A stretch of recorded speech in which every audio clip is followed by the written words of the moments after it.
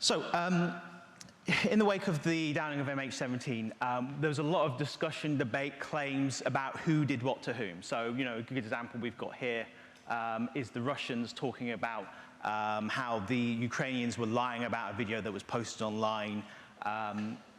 Here we go, saying that this video was claimed, filmed somewhere where it actually wasn't filmed, and making various claims. But using open source information from social media, it's actually possible to verify some things and establish some facts.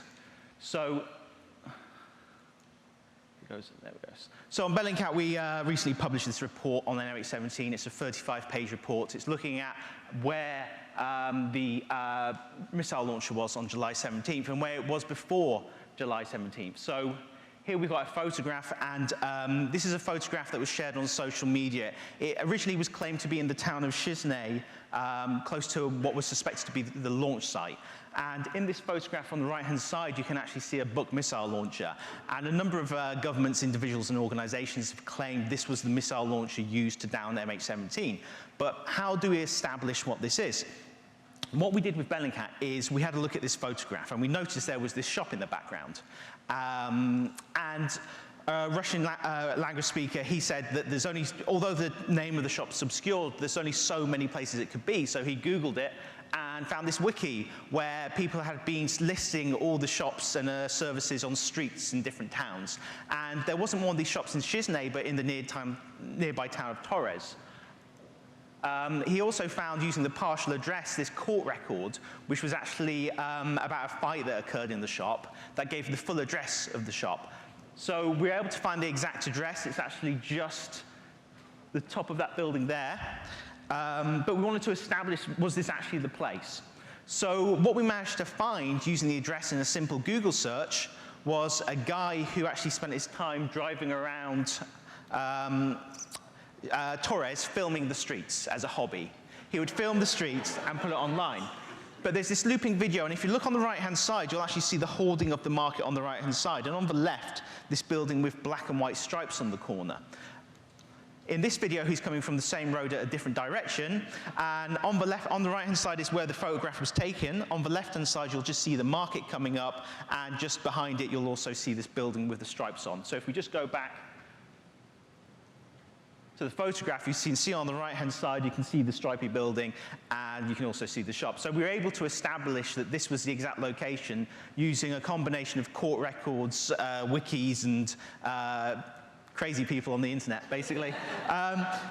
And what was great is once we actually established this, journalists who were on the ground in Ukraine actually went to this exact location, spoke to local residents, and they confirmed, yes, it was there, the time it was there. Later on, we even found tweets that were tweeted at the time of people saying, oh, hey, there's a missile launcher driving through the town at the moment. That's interesting.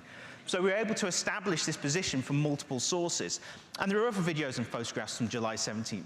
For example, before we skip on to that, we also managed to establish the time because we had the exact location, we could see the shadows, and based on the shadows, you're actually able to calculate the approximate time, which was 12:30 based on the shadows. And again, we were able to establish that because people on the ground went there and established the time. The tweets started at 12:15 and ended about 12:45. So we had kind of multiple sources on the time as well. So in this video, again, we see the missile launcher on the back of a truck. It's driving past an apartment building. This was slightly easier to figure out because the person who shared it actually shared the exact location and the time and the date. Of course, you can't trust anything you read on the internet. So what we did, we found the coordinates of the location on Google Earth. Based on that, we could tell it was going to be in that left-hand side apartment building. So I rotated the map just so it was, more in the perspective of the video, and then started comparing elements. So structures that were visible in the video, we could compare with the Google Earth satellite map imagery. The layout of the roads in that area and the pathways we could also compare. So again, this was another match. And he said it was 11:30. We knew the Torres picture was taken around 12:30. So how can we figure out how long it takes to travel from one place to another to confirm that timeline? Well, I went to the RAC Route Finder website, which was actually gave us, on the bottom left-hand corner, gave us a time of 35 minutes to travel between those two locations. So that gave us a rough idea of, that it was a good fit. So this video here was one that was quite controversial. This was the one the Russians were talking about in the video at the start, where, again, we have the same missile launcher driving past a sign. You can't really see too much in that video. So what you can see, though, is the truck, and the truck actually matches what we've seen before, but interestingly, it's actually missing a missile, and the Ukrainian Ministry of Interior posted this online, and they said this was heading through separatist territory towards the border. And we could see here there were certain elements that match. So, for example, it had the same ramps, it had this yellow board on the side of it, and we had the same kind of paint job, the white with the blue stripe. And this is what the Russians were claiming this billboard said. They were saying, in fact, this billboard is in a government-controlled town miles away from where they're saying it. The Ukrainian Ministry of Interior was lying. So you had two stories. So could we establish who was telling the truth and who was lying? Well, yes, we can. So who is telling the truth? First of all, the Euromade in PR account, which is a pro-government account, posted this image. This was taken from Yandex Map, their equivalent of the Street View imagery Google provides. And they pointed out various things saying this is the location. And they said this is the location, and this is where it is on the map. So using this, we're able to start saying, OK, can we verify this is true? So what we actually have in the town they said it was, which was Luhansk, a separatist-controlled town, they had traffic cameras. Unfortunately, they'd been turned off a week earlier, so we couldn't get any imagery from the time. But what they hadn't done is taken away the preview images, and it was able to go into the HTML of the site and get a copy of all the preview images from the traffic camera in the area. So we got a fairly decent resolution image of the area. And there was a couple of things that matched. So, for example, we could see the billboards in the area kind of look the same, but it wasn't really, this isn't enough to say this is definitely the same area, because billboards aren't unique. So there was other things that matched. For example, on the Street View imagery, we had this pole with painted white on the bottom. It had this kind of white plate on it. You could see the path and the grass, but again, it's not a great match. Something else I noticed, at the very first couple of frames of the video, you can actually see this window frame, and it's being filmed over some trees, which would mean it would have to be filmed from a high structure inside somewhere with a window. So it just happens that just to the west, from where the likely camera position is, there's apartment buildings overlooking a park full of trees. So, we're piecing together these bits of information one by one. And then what happened is someone who was a local in Luhansk, separatist-held Luhansk, went out to the location and took loads of photographs and put it on their live journal. So what you have on the left-hand side is a blown-up copy of the pole in the video, and on the right-hand side, a blown-up version of the photograph they took. And you can see where the metal straps are, the plates, they're all identical. We also had this image here, which was from the bottom of the pole, where we can see the grass is in the same position, where the path is in the same position, and the billboard finally, and you can get a clear view of the billboard. Individually, these wouldn't mean much, but because we've got lots of different ones, there's more in addition to this, we can say it's the same location. So the Russians are saying the billboard says one thing, the Ukrainian government is saying it says the other. Who's telling the truth? Well, on the left-hand side, we have what the Russian government claimed it was saying. It was a street address in a government-held area. And on the right-hand side, we see the actual billboard and what it actually says, which is something completely different. So we know the Russians lied. And this wasn't some kind of minor press release. This was their big Russian Ministry of Defense press conference about MH17 and who shot it down. So this was a big thing, and they lied about it, and they were caught out. So another photograph of the missile launcher from July 17th, this was actually incredibly important. We didn't realize how important at the time, but this was published by Paris Match. And we can see the missile launcher on the back of a transporter. And again, it's the same transporter we saw at the other time. You'll notice in the Paris Match photograph on the top left-hand side, there's a phone number. And the great thing about phone numbers is you can Google them and find the exact business they're related to. Paris Match actually phoned these people up and asked, is this yours? And they said, yes, our yard was taken over by separatists and they stole all our vehicles. And we actually managed to find the yard on Google Street View. And what was great about this is then we basically, because we had the rest of the route, we added this to the route as the first point and just said, OK, let's just go through all the Street View imagery until we find one that matches the photograph we've got. So we found this Street View image. And this is the exact location. It's almost virtually the exact same angle the photograph was taken at. And if you lay them side by side, there's about 2 years difference between when they was taken, but I've highlighted all the elements in the actual photograph and Google Street View imagery that matches. This is a good match, but even better are the leaves on the tree behind it. Even though there's 2 years difference, you can see they're pretty much the same. I went through and counted all the branches and compared the position, and it's the same. So that is what I consider a strong match. So what we have then is this map. This is basically a map of the route the missile launcher took on July 17th. This is all separatist-held areas. These were all precisely located using the techniques I've just shown you.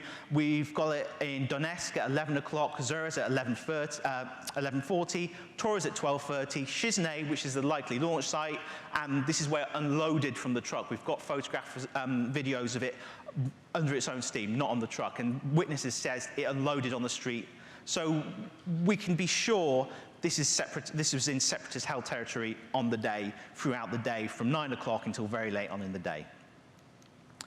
But where did it come from? That was the big question. So we started searching around for videos of convoys, of military units that were posted online. These are on all kinds of social media accounts, YouTube, Facebook, BUK.com, which is the kind of Russian equivalent of Facebook, and the Russian Friends Reunited, sites like that. And we started finding videos like this of military convoys in Russia on June 23rd. And this is a convoy that's made up of multiple vehicles, transport vehicles carrying BUK missile launchers and their various associated systems, as well as additional trucks. So this one was in particular very, very interesting because we realized the markings on this one were very similar to what we had in Paris Match. We've seen vehicles from Russia going into Ukraine. We've seen that quite frequently. They tend to paint over the numbers. They usually do a pretty crap job of it. You can still see where they've painted over the numbers. So in this case, what had happened is we were asking, was this the same vehicle? So what we did, we took the Paris Match photograph, which you can see on the top left corner, and we skewed it so it was flattened. And then we took the image from the video, and as that was already flattened, all we had to do was overlay them. And in the Paris Match photographs, it looks like the numbers have been painted over, but you can see a couple of specks of white paint where they've not covered it over properly. And they just happen to line up exactly with the numbers on the side of that missile launcher.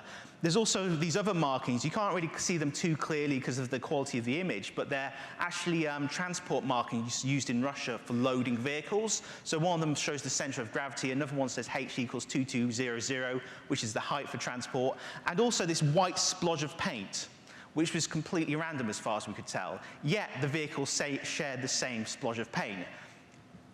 So that was a pretty good match, but there was something else we realized as well.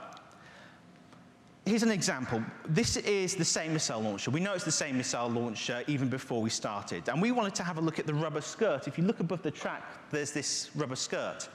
And that's prone to damage. And we realized the damage is pretty unique to every single missile launcher, which creates a kind of a fingerprint. So again, we flattened all these images, and we laid them side by side, and we basically drew a line for where the damage was. And you'll see on the bottom, the damage matches. So we did that with the Paris Match photograph and the convoy videos. And again, you see it's an exact match. Apart from one area, you'll notice just in the middle section just to the right, there's kind of this glitch.